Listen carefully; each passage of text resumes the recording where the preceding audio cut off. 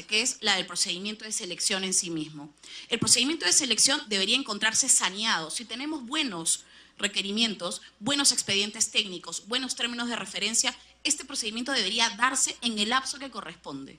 Debería darse en los tiempos previstos para una licitación, en los tiempos previstos para un concurso, en los tiempos previstos para una adjudicación. No obstante, también le podemos alcanzar estadística, eso no ocurre. Y principalmente los problemas que vienen, consultas a las bases, muchas veces estas consultas vienen por un uso inadecuado por parte de los proveedores. Y eso también hay que sancionarlo. Eso también hay que preverlo y hay que ver cómo se sanciona. Pero muchas veces vienen dadas porque los elementos o los términos de referencia o el expediente técnico no está bien ejecutado, no está bien reelaborado.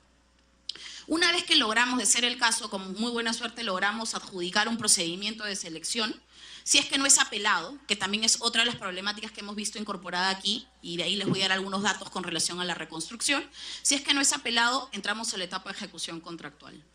Ese es otro momento fundamental en el que hoy día no se le pone énfasis. ¿Cuál viene siendo el comportamiento de este proveedor? El proveedor viene pidiendo ampliaciones una tras otra. Hemos visto casos en los cuales durante toda la etapa de la contratación se han pedido más de 10 ampliaciones a las obras. Entonces, la etapa de ejecución contractual es una etapa importante para supervisar desde la perspectiva también de la contratación. Y una quinta, que creo que es la fundamental y la que cierra finalmente el círculo, es la del logro de los resultados. La contratación pública, como les mencionábamos, debe tener un objetivo. Está realizada para ser un instrumento de gestión pública que permita cerrar ciertas brechas por parte de las entidades y quienes ejecutan política pública de atención a los ciudadanos. La gran pregunta, ¿eso viene dándose? Cuando tenemos casos en los cuales el hospital no se ha concluido porque se encuentra un arbitraje, porque el término de referencia o el expediente no está claro, o porque los funcionarios en las entidades toman ciertas decisiones, ¿se viene dando? ¿Estamos logrando los resultados? Tenemos casos, yo he participado en comisiones de fiscalización aquí con el Congreso, en los cuales hemos visto que hay hospitales que están casi concluidos y no pueden ser aperturados. Entonces, el logro de resultados es un elemento fundamental en todo lo que consiste el proceso de contratación pública. Sin embargo, habiéndoles narrado los 5 aspectos fundamentales de este proceso de contratación, hoy día venimos poniendo énfasis solo en el procedimiento de selección. Y creo que es una oportunidad para mí, desde siendo una funcionaria pública y teniendo a mi cargo la presidencia ejecutiva del órgano supervisor de contrataciones del Estado, dejar claro y constancia de que el problema no solo es el procedimiento de selección, en los cuales también pueden haber dificultades. El problema viene principalmente dado por las etapas previas y por las etapas posteriores, en las cuales hoy día no se lleva un control exhaustivo. Una herramienta para generar transparencia dentro de este esquema es un objetivo estratégico justamente de la institución, el generar información para poder gestionar conocimiento a todos los actores de la contratación pública. Desde ese campo lo que necesitamos nosotros es una plataforma sólida, unificada, única, en la cual pueden incorporarse toda la información de todo este proceso de contratación pública. Sin embargo, hoy en día, siendo una obligación de las entidades incorporar, por ejemplo, cuando suscriben un contrato, hay muchísimas, decenas, por no decir centenares de entidades que no tienen incluido la suscripción, que no han incorporado en el sistema electrónico de contrataciones del Estado la suscripción de estos documentos. Y de la misma forma, la etapa de ejecución contractual o de otros pagos tampoco se encuentra incorporada. Cabe señalar además que nosotros, dentro de estos objetivos estratégicos, tenemos otros 2 objetivos adicionales. El fortalecimiento de capacidades. El fortalecimiento de capacidades y competencias. Nosotros hoy día, desde hace ya algunos meses, venimos elaborando y diseñando un programa de capacidades, en el caso ya entrando el de la reconstrucción con cambios. Le hemos propuesto a la autoridad, al director ejecutivo de la reconstrucción, un programa de inmersión total en la cual tengamos funcionarios expertos o consultores expertos en materia de contrataciones que asesoren a las entidades públicas en todo el proceso de contratación, de manera que podamos sistematizar la experiencia y poder sacar las acciones aprendidas de lo que hoy día viene ocurriendo. Estamos hablando más de 2.800 entidades que contratan. Hoy en día, en el marco de la reconstrucción, nosotros tenemos aproximadamente autorizadas hasta antes de la modificación del plan 25 entidades que contratan en el marco de la reconstrucción. Sin embargo, ahora con la modificación, obviamente, se va a delegar a los gobiernos subnacionales, por ejemplo, la ejecución. Y esto podría estar ampliando o duplicando el espectro. Entonces, lo que tenemos que hacer es fortalecer capacidades. La perspectiva del OCE o la misión del OCE no es tener una misión punitiva. Nuestra intención no es ser punitivos, y no porque no querramos sancionar, porque tenemos también una función sancionadora en el Tribunal de Contrataciones del Estado, sino principalmente porque llegado el momento de la consumación de un acto, el que se perjudica finalmente es el ciudadano, por las demoras que se dan en el tiempo de ejecución. Y lo que todos queremos finalmente es llegar a ejecutar de manera en cantidad, en calidad y en oportunidad que corresponde. Los bienes del friaje, los medicamentos que tienen que llegar a tiempo, todo eso requiere oportunidad. Entonces, tener una mirada punitiva no es la misión que tenemos. Nuestra principal mirada es tener una mirada preventiva. Y por eso el trabajo de fortalecimiento de capacidades como objetivo estratégico tiene esa orientación. Y un último objetivo estratégico en el marco de lo que se realiza para dar respuesta específica es el tema de la supervisión estratégica. Una supervisión que se realice bajo el enfoque de gestión de riesgos de manera tal que se identifiquen estos riesgos. Los riesgos pueden tener diferentes orígenes. Pueden tener un origen por una ausencia o una falla normativa, pueden tener un origen por falta de capacidades, pueden tener un origen por falta de lineamientos o de especialización. Y estos obviamente dan lugar, como les mencionaba, a dos consecuencias importantes. La ineficiencia en las contrataciones, como también la corrupción. Y es ahí donde debemos trabajar, en el origen, en esta matriz de riesgos. Entonces, de esa perspectiva, nosotros consideramos dos cosas importantes. La primera, nosotros no nos hemos encontrado, no nos hemos sentido ajenos. Esa interpretación de que no nos aplica o que no somos, la ley de contrataciones no le aplica a la Autoridad de Reconstrucción, no es una visión en la que nosotros participamos. Nosotros venimos haciendo activamente, desde la adopción de esta norma, supervisión. Lo segundo es que se aplican las normativas y en todo el proceso de contratación y hemos venido trabajando activamente, tanto como la Contraloría, como también con la Autoridad de Reconstrucción con Cambios. Venimos trabajando con ellos, con quienes participan, para ver qué lineamientos, qué directivas, qué alcances son los que son necesarios para establecer. Entonces, lo que sí considero es que lo que no podríamos hacer es una supervisión de los 200 procesos, porque en lo que radica la supervisión de manera estratégica y una supervisión que es selectiva y aleatoria y que por ende un plan no podría contener a quienes voy a supervisar, porque justamente de lo que se trata es de poder hacer una supervisión objetiva, no alguien que se prepare para ello, y de esta manera mejorar también el proceso, es que deberíamos mantenernos en lo que hoy día está previsto en la Ley de Contrataciones del Estado y que perfectamente aplica a este supuesto, ¿no? Y finalmente hay una propuesta normativa que nos ha llegado que está referida a las sanciones a los proveedores que tienen algún tipo de iniciación de investigación fiscal. Y en eso coincido 100% plenamente con el Contralor, en la que tenemos que basarnos en un Estado democrático de derecho, tenemos que basarnos principalmente en la presunción de inocencia y en no contravenir normas de carácter nacional que pueden afectar. Lo que sí podemos, y creo que eso es relevante, es establecer otras estrategias. Nosotros como institución ya hace 2 meses venimos diseñando un piloto que se hace principalmente, queremos implementarlo en el marco de obras en general, en el cual podamos ver, el concepto es crear un banco de experiencias de los proveedores del Estado. Y esto acompañado de una central de desempeño de los proveedores del Estado. ¿Qué es lo que necesitamos ver? Los riesgos no se eliminan, los riesgos se gestionan y se mitigan. Entonces, lo que necesitamos saber es cómo se ha comportado un proveedor del Estado anteriormente para tener cierta predictibilidad sobre su desarrollo futuro. No podemos garantizar que no incurra en actos delictivos o que no incurra en ineficiencias durante la ejecución. Pero lo que podemos tener es una idea de cómo ha sido su ejecución en el tiempo, cómo se ha comportado, ya sea en el sector público como en el sector privado, de manera tal que las entidades puedan tomar decisiones informadas. Porque también hay que generarle predictibilidad al funcionario público. El funcionario muchas veces se queda en la inacción. Y la inacción hoy día no es sancionada. Y la inacción lo que origina también son ineficiencias. Y que nuevamente los servicios, los bienes y las obras no lleguen a los ciudadanos a quienes nos debemos finalmente todos. Entonces, esa perspectiva, establecer de repente alguna modificación normativa que exceda algún principio fundamental, creemos que hay estrategias en el proceso que se pueden implementar y que son en las que estamos trabajando y que encantados podemos venir a rendir en un lapso que estamos esperando poder implementarlo de 3 a 6 meses, poder contarles cómo vienen implementándose estas estrategias. Eso es por nuestra parte, señor presidente. Muy bien, señores. Si algunos señores congresistas va a hacer una pregunta, el congresista Edwin Donaire, para ambos, ¿ah? Gracias, señor presidente. Buenos días. Una cordial bienvenida a nuestro Contralor. He dicho bienvenida, no que sean bienvenidos, ya usted me entiende. y para todos ustedes. No se va, lo hago con la mejor intención, y no se sientan ofendidos por ciertas inquietudes que ven. A ver, ¿qué injerencia podría tener la Contraloría respecto a la distribución de ese presupuesto para la reconstrucción? Me dejo explicar.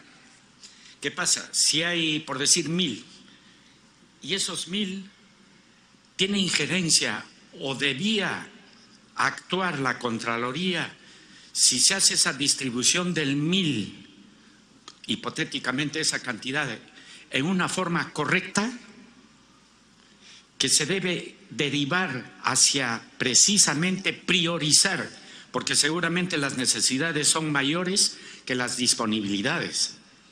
¿Y a dónde voy, señor presidente? A través de su persona voy a pasar un video, cómo están las instalaciones militares en el norte después del fenómeno del Niño Costero. Sí, por favor, autorizado la proyección del Le pido vídeo. permiso a usted, señor presidente. Pase. O sea, vemos las instalaciones que ya prácticamente están inhabitables. Siguiente.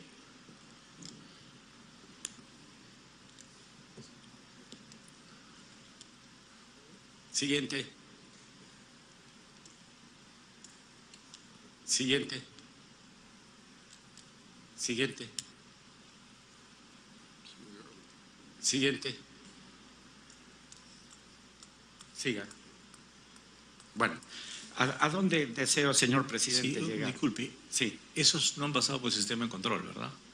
Pues efectos del fenómeno del niño. ¿Cómo? O sea que si han verificado… O sea, la construcción de estos edificios, de estas casas, instalaciones militares. instalaciones militares, ¿han pasado por el sistema de control o esta es una consecuencia del fenómeno del No, niño? no, no. Acá le explico, señor presidente. Correcto. O sea, ¿a dónde voy? Y por eso iba la pregunta. Mire, así como vivimos momentos de indignación, ahora yo también me indigno. Yo he ido al norte, he ido a cada uno. Entonces, los primeros en llegar en el momento de los momentos más difíciles, señor presidente, ha sido la Fuerza Armada y la Policía Nacional. Y se han fajado y han sufrido las mismas penurias con los mismos damnificados, sin comer, durmiendo, arriesgando la vida en helicópteros, en rescates. ¿No? Entonces, ¿cuál fue la respuesta de los fondos para distribuir, cuyos efectos también influenciaron sobre las instalaciones militares? Y ni un solo centavo, señor presidente, de este fondo para la reconstrucción va a ninguno de ellos. Ni un centavo. La Contraloría debía decir cómo es posible esto. Y, señor presidente, en el momentos más críticos, todos los damnificados fueron a las instalaciones y a los cuarteles a alojarse. Entonces, lo segundo, ¿cómo yo, padre de familia joven, voy a ir a hacer mi servicio militar cuando el sistema de agua y desagüe está colapsado? El agua, cuando llueve, discurre, o sea que el soldado tiene que ir corriendo su cama en la noche a medida como va yéndose la intensidad de la lluvia. Entonces, yo de verdad no lo digo por haber estado ahí, sino cómo la Contraloría General de la República que haga una seria llamada de atención a estos que distribuyen el presupuesto. Está bien, nadie lo discute, que vaya en la parte agraria, en los canales, ¿no? Y en ese sentido, yo quisiera de verdad pedir, y he ido a la Superintendencia de Bienes Nacionales, porque dicen que en la ley que solamente que sea de interés público. Y los cuarteles no son de interés público, entre comillas, pero son de dominio público, son del Estado. Y más aún en la función importante, señor presidente, cuando cumplen en los momentos más difíciles. Entonces, inclusive están poniendo en riesgo a todos los soldados. ¿Cuántos soldados debían haber en esos cuarteles? Más o menos 1.200. ¿Cuántos hay? 100, 200. Claro, ¿yo cómo voy a enviar cuando está poniendo? Y eso, señor presidente, era la primera. Seguidamente, muy rápido, señor presidente. ¿Cómo ven ustedes el delito o la falta de omisión? ¿A qué me refiero? Y acá se cumplen todo. La pita se rompe por el lado más delgado. O sea, el funcionario de menor nivel, ¿no? El de abajo es el que muere. ¿Y dónde estuvo el jefe de la unidad ejecutora? Se le pasea el alma, o es cómplice, o a propósito cierra los ojos. No debe involucrarse. Yo hasta ahora no encuentro a ningún presidente de la República que haya denunciado a sus ministros y se vea tantos actos de corrupción. ¿No sabían? ¿O eran cómplices o estaban encubriendo? Entonces, creo, necesitamos a través de la presidencia, señor presidente, ¿cómo ven ustedes esto del delito de omisión? Y también lo he escuchado a usted, señor Contralor, a través de la presidencia, la incapacidad o la negligencia. ¿También no debe sancionarse al incapaz? Es decir, si uno tiene que hacer tales tareas de acuerdo a su MOFA, a su manual de organización y funciones, y no cumple, ¿no pasa nada? No debe a ese... Está bien, no puede tener quizá la intención voluntaria de cometer un acto de corrupción, pero por su incapacidad, su ineficiencia lo lleva a que se cometan los actos de corrupción, porque no sabe dónde está parado o porque estos puestos verdaderamente los dan por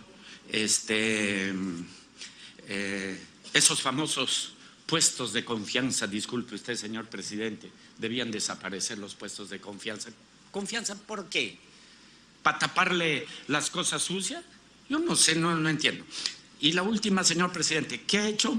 Y disculpe, este es un tema colateral porque... No, sí, continúe. No hay problema. Yo quiero ver un tema colateral porque tenerlo acá al Contralor, pucha, de verdad es más fácil hablar con el Papa que con el Contralor. Y eso que me he ido yo hasta Puerto Maldonado para agarrarle a las manos al Papa. Y acá con Nelson Chaque es más difícil. Mire, señor presidente, existe empresas nacionales y extranjeras hasta por un monto de 16.000 millones que le deben al Estado por impuestos, multas. ¿Y qué recurren estas famosas empresas? Arbitraje.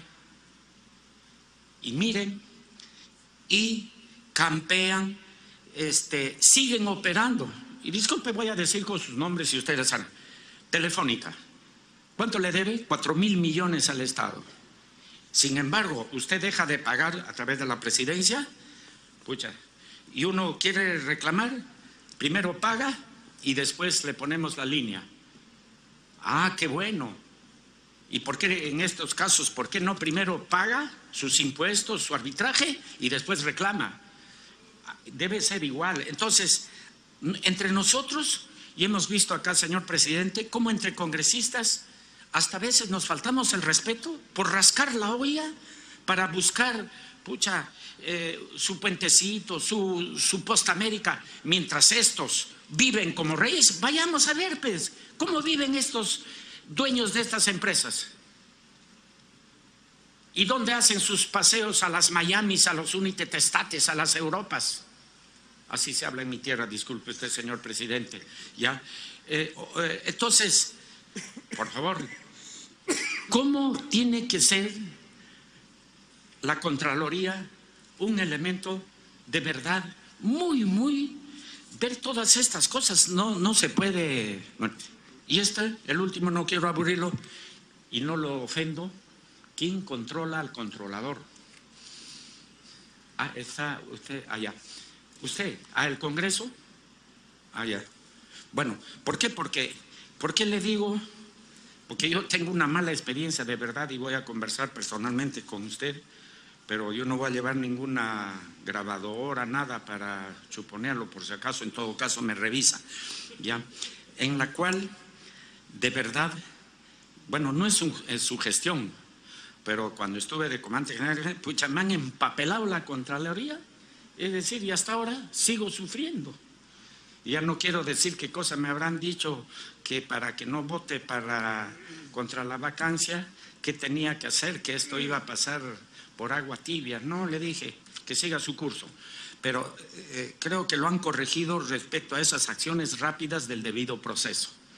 De verdad, en la cual no le daban la oportunidad al involucrado o al administrado en hacer sus descargos. No, que se vaya, que vaya allá, violando la Constitución y todo eso. Creo que lo han superado esta directiva famosa de acción rápida. Y creo que he terminado, señor presidente, está bien al contrario, pero también cómo determinan la eficiencia, la honestidad, la transparencia de estos dignos funcionarios que actúen correctamente. Porque así como vemos, si hasta un presidente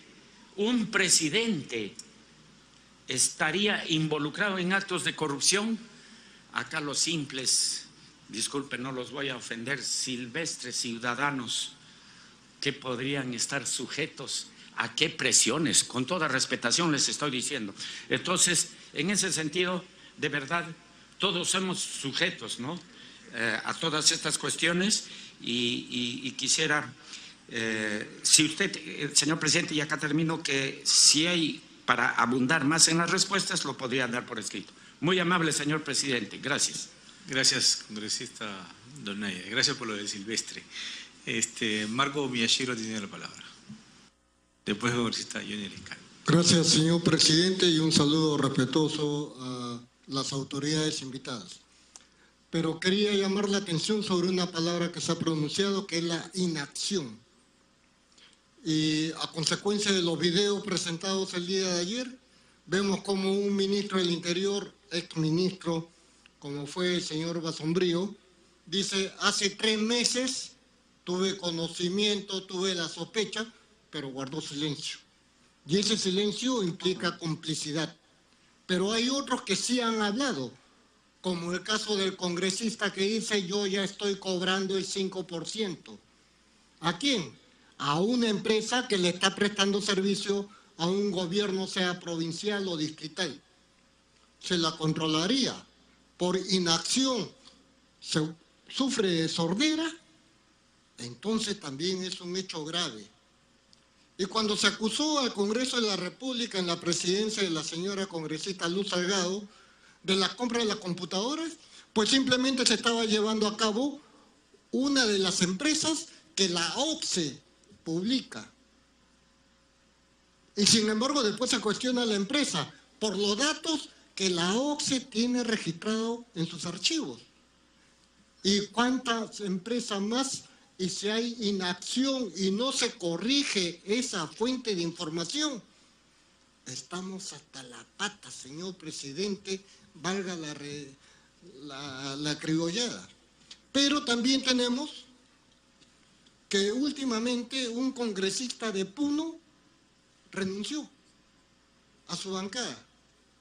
Y un congresista de La Libertad renunció a su bancada. Y los videos de ayer han probado que esas renuncias están condicionadas a obras. Y el video que sale hoy día es que esas obras están condicionadas al 5% a favor del congresista.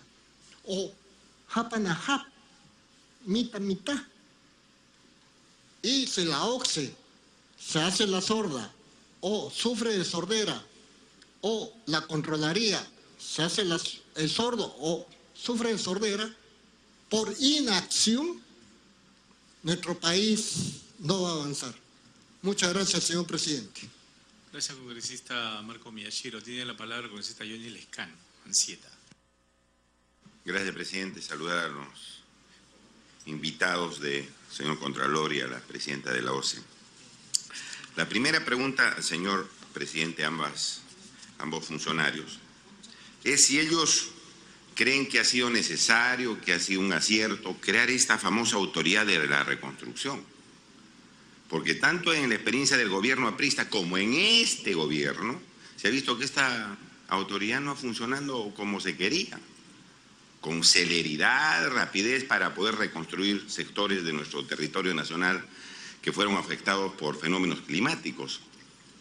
En el caso del gobierno aprista, muchos casos de corrupción, y hasta ahora hay problemas en el sur, que no se han culminado con las obras de ese tipo de sismos. Y en el norte, el primer señor zar de la reconstrucción tuvo que renunciar. Y luego han tenido que ir los ministros para que las obras se puedan acelerar. Entonces, yo veo que estas autoridades de reconstrucción son simple burocracia que no ha hecho nada para hacer las obras más rápido y para responder a un estado de emergencia. ¿Quiénes respondieron ante una emergencia cuando había las inundaciones y todo lo demás? Los mismos ministros. Los ministros se encargaron de departamentos para ver cómo respondían ante esa emergencia. Luego se creó esta famosa autoridad de la reconstrucción que a criterio mío no sirve de mucho para enfrentar este tipo de hechos. Y crea como una especie de gobierno que reemplaza las funciones de los ministros para acogerse o para asumir la responsabilidad en cada uno de sus sectores. El ministro de Transporte, pues, señor presidente, tiene que hacer las carreteras o reconstruir las carreteras. El ministro de Vivienda tiene que ver, pues, cómo está la situación de las viviendas y cómo tiene que reconstruirlas. El ministro de Defensa, que hablaba acá el señor congresista Donaire, no solamente tiene que ir a ver, pues, las instalaciones militares, sino qué calidad de rancho le están dando a los soldados, qué calidad de rancho le están dando a los soldados para privilegiar la situación humana en estos sectores declarados en emergencia, sobre lo cual no se ha dicho ni una sola palabra. Entonces, son los ministros los que tienen que comenzar a reconstruir su país. Para eso se les ha nombrado ministros. Y aquí se nombra una gran autoridad de reconstrucción que, conforme usted verá, no está acelerando absolutamente nada. Y que hay denuncias de que haber instalado módulos de vivienda de cartón, etcétera, etcétera, etcétera. Que se ha gastado millones para limpiar los ríos, pero no ha avanzado nada. Entonces yo digo al Contralor y a la Presidenta de la OCDE, ¿es necesario hacer un país, una autoridad de reconstrucción cuando esto es responsabilidad de los mismos ministros? ¿Para qué están los ministros entonces? ¿Cuál es su función? Responden, pues, en estado de normalidad como estado de emergencia. Entonces, yo pienso que la primera pregunta, repito, es: ¿consideran que es necesario una autoridad de reconstrucción, una especie de subgobierno encima del gobierno nacional que maneja miles de millones de soles, señor? Y conforme estamos viendo, contrataciones mal hechas, la presidenta de la OCDE me dice que hay problemas en el origen de elección de las empresas, que hay expedientes mal hechos. ¿Una sola persona se va a hacer cargo de eso? Manejando, creo que 25.000 millones de soles. ¿Una sola persona? ¿O eso corresponde a cada ministerio? Porque tienen el personal, tienen las oficinas y tienen todo lo demás. Y tienen la OCE, tienen la Contraloría. Y bueno, y seguimos con el mismo modelo, siguen presentando proyectos para la creación de la autoridad de la reconstrucción. Segunda pregunta, señor. ¿Qué responsabilidad asume el llamado jefe de la reconstrucción, el zar de la reconstrucción? Porque en la ley no se sabe si es funcionario público, no es funcionario público. ¿Qué cosa es? ¿Es un híbrido? ¿Ese híbrido cómo responde si hay irregularidades? Porque en la ley, señor, no se dice expresamente que sea funcionario público. Y se debió poner que era funcionario público y no lo pusieron. ¿Qué cosa es? ¿Qué funciones desempeña que están en la ley? Pero ¿qué responsabilidades tiene como tal?